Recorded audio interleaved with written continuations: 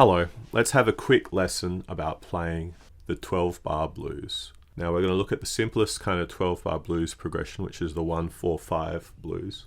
And I'm going to play it in the key of B flat. Now, that blues is going to go like this. B flat dominant 7th, E flat dominant 7th, B flat dominant 7th, B flat dominant 7th, E flat dominant 7th, E flat dominant 7th, B flat dominant 7th, B flat dominant 7th, F dominant 7th, E flat dominant 7th, B flat dominant 7th, F dominant 7th. Now the simplest thing you can do when you're playing a solo over these chords is just to play the minor pentatonic of B flat. It's perfectly fine and kind of cool to just use this one scale over all three of the chords. Just have a listen to how it sounds.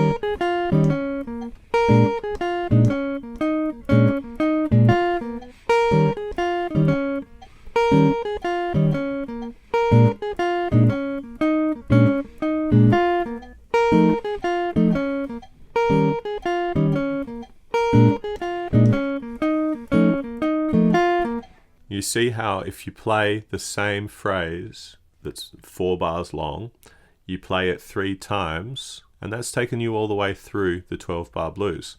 And that's one of the great things about the minor pentatonic scale, is that you can play the same melody 3 times. As the chords change, the melody sounds different because it's got different chords behind it. So that's one of the things I like about the minor pentatonic scale. A slight development from the minor pentatonic scale is what's called the blues scale, which is add this extra note between the 4 and the 5. 1, 3, 4, sharp 4, 5, flat 7, and then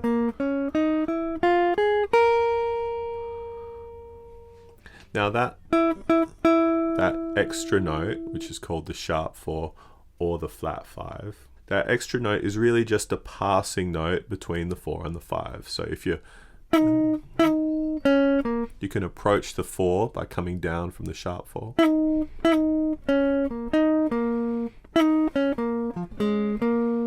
Or you can approach the 5 like that. So it's a great approach, or going from the 4 to the 5, you traverse through the sharp 4.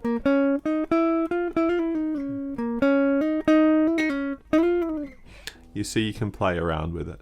And again, you can play that note as a passing note regardless of what chord is playing at the time. So let's play a little solo using the blues scale.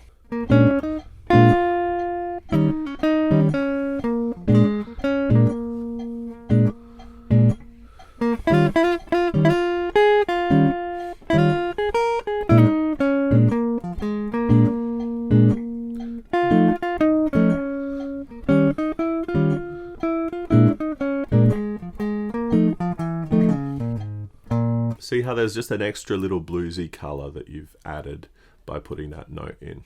Now there's one other thing before we depart from the minor pentatonic scale. There's one other little variation that you can add to it. And that variation is, you notice this. You notice that note there, the minor third, minor third, minor third.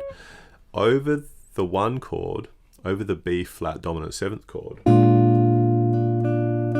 that chord has a major third, and that kind of clashes with the minor third of the minor pentatonic scale. So what you can do while the B flat dominant 7 chord, while the 1 chord is being played, is you can bend that minor third from the minor pentatonic scale.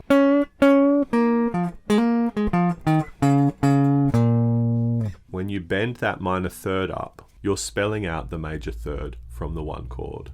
So let's play a solo, and I'm going to spell that out. I'm going to play minor pentatonic with a bend.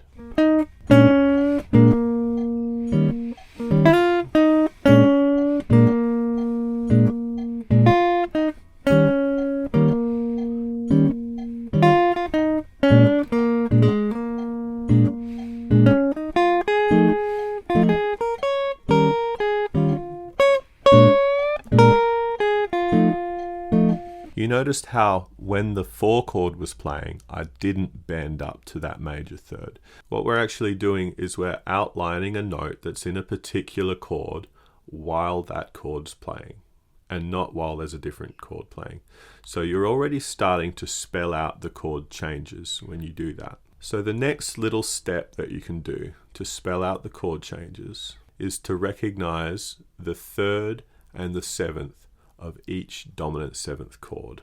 So D natural is a 3rd of the B flat 7th chord, and the 7th of the B flat 7th chord is A flat.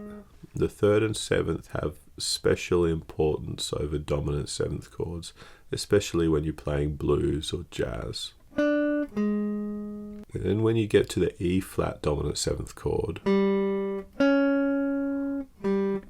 your 3rd is the G and your 7th is the D flat. And then when you get to your F dominant 7th chord, your 3rd is A and your 7th is E flat.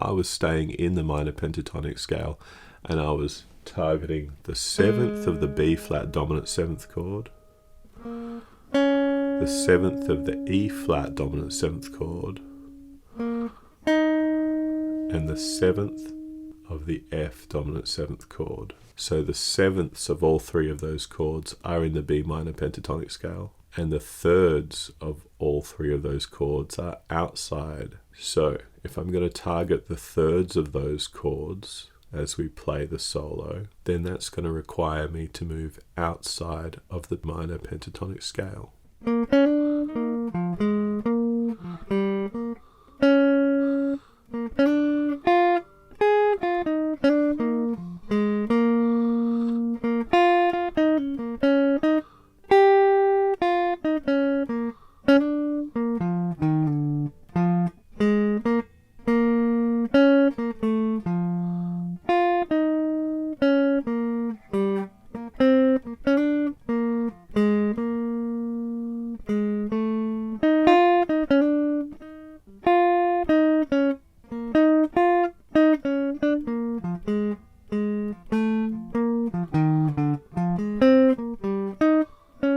Now the next step is to start playing using all 4 of the notes in each chord. So playing the notes of a chord one at a time is called an arpeggio. So for B flat dominant 7th, you play the 1, the major 3rd, the perfect 5th, the flat 7th, and that is a B flat dominant 7th arpeggio. 1, 3, 5, flat 7, 1, 3, 5, flat 7, 1, 3.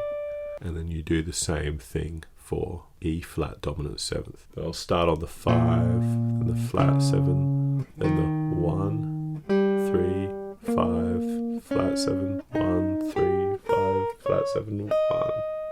And then likewise for F7, 5, 7, 1, 3, 5, 7, 1, 3, 5, 7, 1.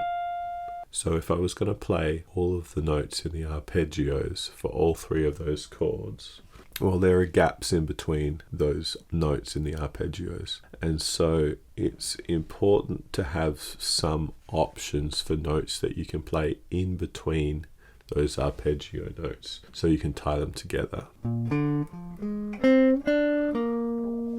So to tie together the B flat dominant 7th arpeggio, you can add a 2, a 4, a 6, and then between the flat 7th and the root, you can add a major 7th.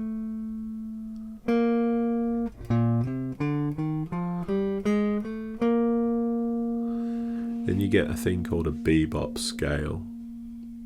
So if I solo over the B flat blues chord progression using the arpeggios of each of those chords and tying them together with notes from the bebop scale, then it'll sound something like this.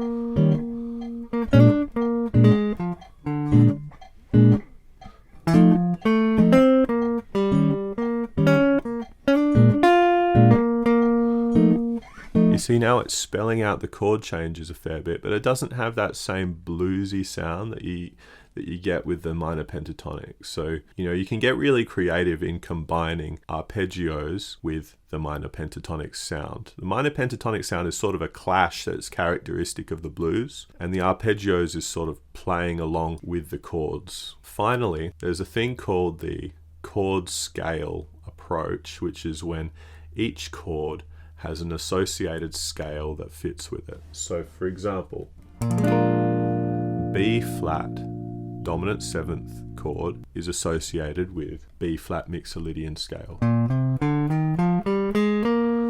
Mixolydian scale is a scale that has every note from the major scale, except instead of the 7th, it has a flat 7th. So 1, 2, 3, 4, 5, 6, flat 7, 1, 2, 3, 4, 5, 6, flat 7, 2, 3.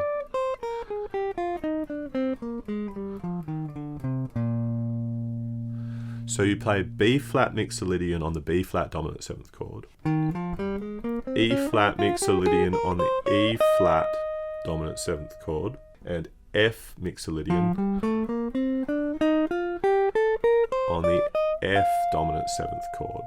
Now on the guitar, quite often when we learn a scale, we learn that scale in the shape that starts on the root and gets up without having to work its way all up the neck. So often on the guitar, we get stuck in box shapes. The problem with associating a scale with the chord is that every time the chord changes, you might think whole different box. You might jump to the root note of that different scale, and it's sort of like...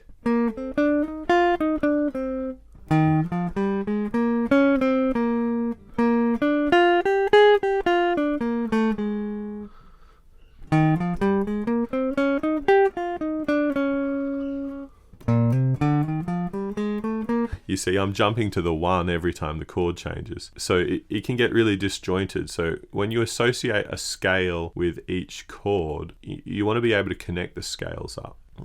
So I find usually associating a whole different scale with each chord, I don't find that to be particularly helpful, although it was kind of a good crutch early on in learning.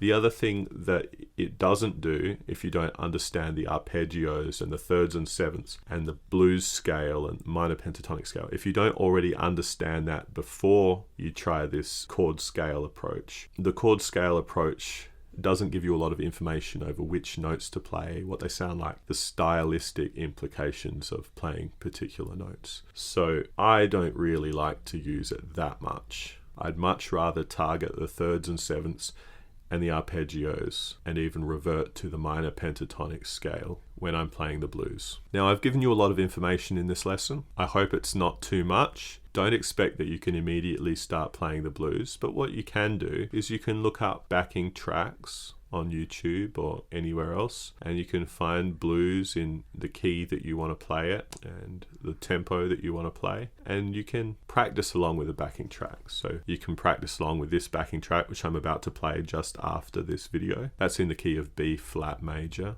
and the tempo is 120. So you can just play along, starting with the B flat minor pentatonic, experiment a little bit, have fun. I'll catch you on the next lesson. So let's take it away with this B flat blues.